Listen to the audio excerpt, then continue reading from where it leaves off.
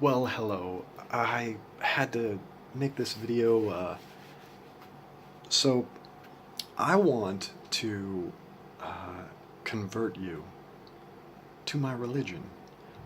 So, uh, to begin with, I guess I should tell you what the tenets of my religion are.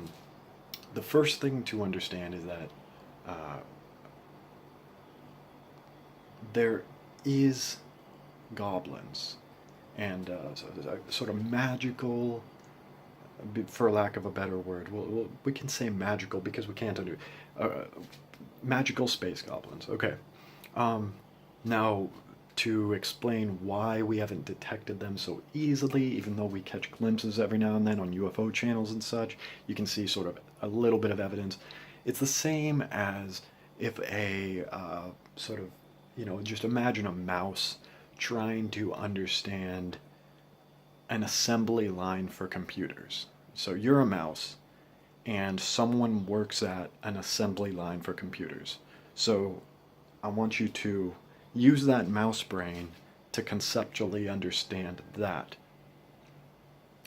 The implications of um, human work, the human brain, industry, economy, what a computer is, electricity, etc., etc., etc. Use the mouse brain and comprehend that. You can't, okay? That's what humans are at with respect to the goblins that know about us, um, and understand us and experiment on us and eat us and etc. So obviously we don't eat mice. Humans don't tend to eat mice much.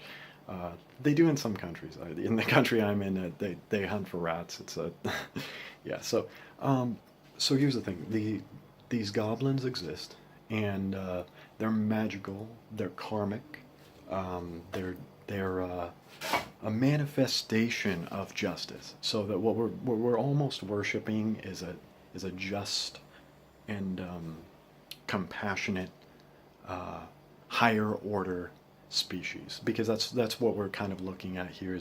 It's a higher order species, meaning they have a greater degree of consciousness and sentience and intelligence.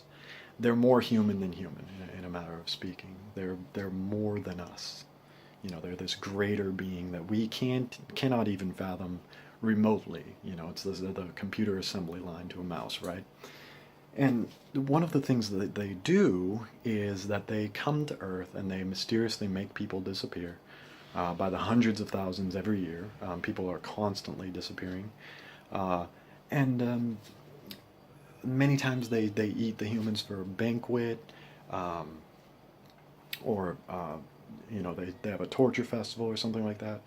Um, so uh, you know, and the way that these are a sort of manifestation of justice and karma here, even though they sound malevolent and evil, um, and like maybe we shouldn't worship them, um, but actually the way that they're choosing, uh, they they they keep an eye on and have, in the exact same way that in a laboratory setting, um, scientists keep track of this mouse and that mouse and that mouse and that mouse. And they even give them names and stuff like that sometimes. If they're a regular lab rat that they're not going to destroy ultimately. But they do that. They keep tabs on us even if they're going to destroy us. So they're terraforming the planet. They're doing lots of work behind the scenes. Um,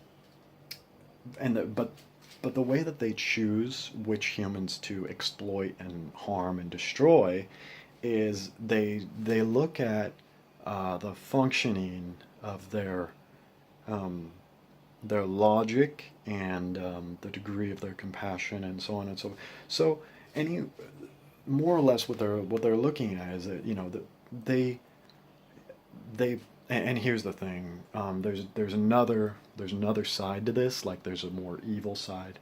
So before I go into the goblins, I'll say the more evil side, these are shapeshifters, spiritual shapeshifters, physical shapeshifters. um, and what they do is they just indiscriminately hurt humanity. And they're always scheming to cause more destruction, right? And harm and stuff.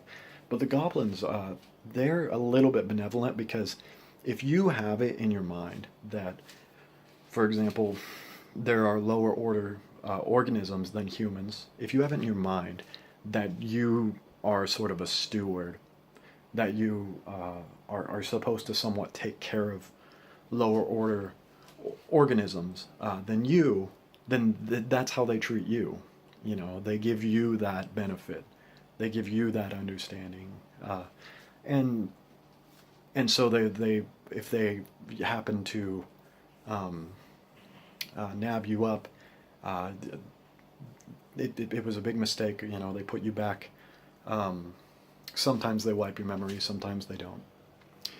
And so, you know, and they're keeping track through, because they, we think we're really sophisticated with our cameras and um, and our internet and all this, but the reality is they have their eyes on every single one of us. They know us all intimately, uh, and it's because they're always watching.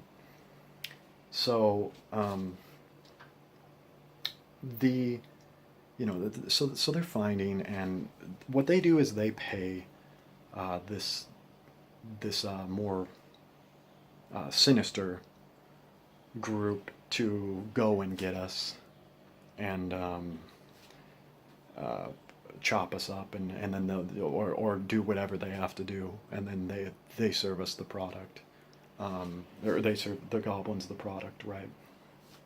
So um, you know, the goblins are just paying for the torture and slaughter and stuff. They're not doing it themselves. They're just consuming that product, right? Um, so you know, the religion really centers around sort of the worship of these goblins, because they're a uh, sort of malevolent, misanthropic being, but actually they serve sort of a degree of justice. You know, there's this just treatment where they're looking at what you're like. You know, what do you think of lower order organisms? What do you sort of examining about the world? Is the world really sort of the world that you imagine, is it logically consistent? You know, does a lower order being deserve mercy and compassion and empathy, or does it deserve to be forced into a slaughterhouse where it suffers and dies, and you know, the cycle of sort of rape and stealing away of children at birth, and you know, the whole meat, dairy, eggs industry. So this is the religion that I want to convert you to, is the worship of goblins, because these goblins are an embodiment of justice. You know, they don't, and I would describe it more like a blade. It's a magical blade of compassion forged in the fires of justice. You know, it it's obviously a weapon here, but it's